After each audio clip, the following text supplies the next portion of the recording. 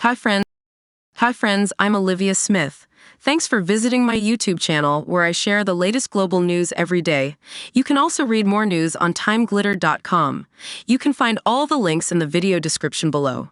Friends, don't forget to hit the like button, drop a comment, share with others, and subscribe to the YouTube channel. Now let's jump into today's news. News headline: Brett Kavanaugh knows truth of alleged sexual assault, Christine Blasey Ford says in book.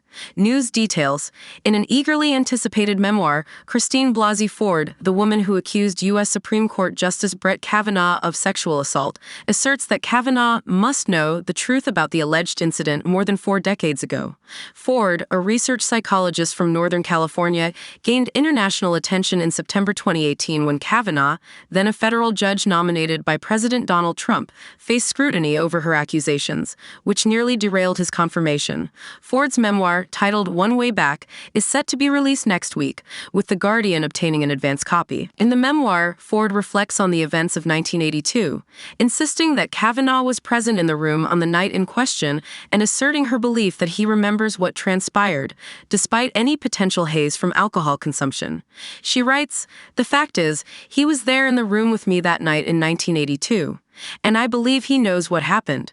Even if it's hazy from the alcohol, I believe he must know." Ford further expresses her conviction, stating that Kavanaugh's categorical denial of her allegations and any past misconduct during a Fox News interview only solidified her belief that he was not the paragon of honesty expected of a Supreme Court justice. Kavanaugh's nomination stirred up a lot of talk after Christine Blasey Ford spoke with the Washington Post, saying Kavanaugh, while drunk, assaulted her at a party in Montgomery County, Maryland when they were both in high school. "I thought he might inadvertently kill me," Ford, then 51, told the Post. "He was trying to attack me and remove my clothing." Kavanaugh strongly denied the accusation, stirring up a lot of tension in the hearing room, similar to Clarence Thomas's 1991 confirmation, where he was accused of sexually harassing Anita Hill. Backed by Republicans and Trump, Kavanaugh weathered the storm and joined Thomas on the court. Trump later appointed another conservative, Amy Coney Barrett, tipping the court to a 6-3 conservative majority. Since then, the court has made significant conservative rulings, notably on abortion rights. In her book, Ford mentions she thought Kavanaugh might step down to avoid putting his family through an investigation or further scrutiny. She adds that she wanted to tell him he should save us both the trouble because "I don't want this as much as you don't want this." Ford also mentions being asked what she would have done if Kavanaugh had reached out and apologized. She expresses, "Who would he be apologizing to? Me, the country.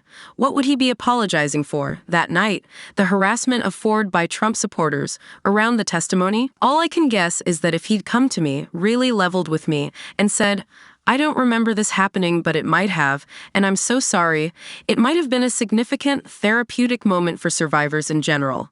I might have wobbled a bit. I might have thought, you know what, he was a jackass in high school, but now he's not.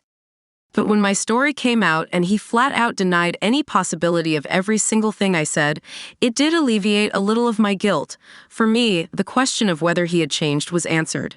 Any misgivings about him being a good person went away." Ford explains she chose to push through the challenges of speaking out, meeting Democratic senators opposed to Kavanaugh, enduring questioning from Republicans supporting him, and finding herself in the spotlight because of the significance of the court. She says, "Honestly, if it hadn't been the Supreme Court, if my attacker had been running for a local office, for example, I probably wouldn't have said anything," describing this as a sad, scary thing to admit. Ford adds, "But this was a job at one of our most revered institutions, which we have historically held in the highest esteem. That's what I learned at school." Saying she was thinking and behaving according to principle, she adds, "I was under the impression, delusion, that almost everyone else viewed it from the same perspective. Wasn't it inarguable that a Supreme Court justice should be held to the highest standard? A presidency you could win, but to be a Supreme Court justice, you needed to live your perfection.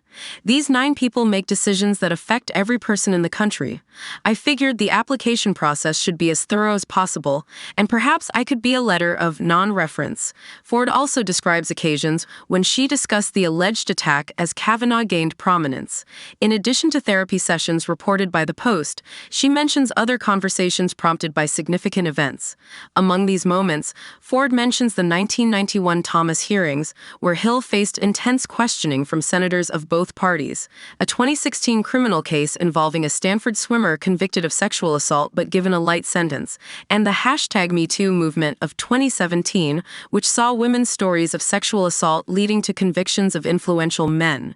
After Kavanaugh was named as a potential Supreme Court nominee, Ford reached out to Anna Eshoo, her Democratic California congresswoman, and the Post. She might have inadvertently revealed her identity by contacting a tip line using her own phone. Either way, she soon found herself at the center of a political storm.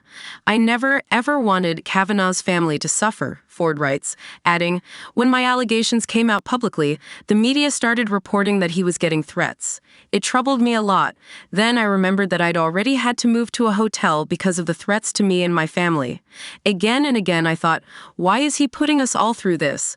Why can't he call those people off, say something, anything, to condemn the harassment happening on both sides?" According to Ford, Kavanaugh was at the mercy of right-wing interests pushing for his confirmation. Ultimately, she says, he should have expected a thorough review of his entire history to be part of becoming a justice. If you can't handle that, Ford writes, then maybe you're not qualified for the job. Friends, don't forget to hit the like button, drop a comment, share with others, and subscribe to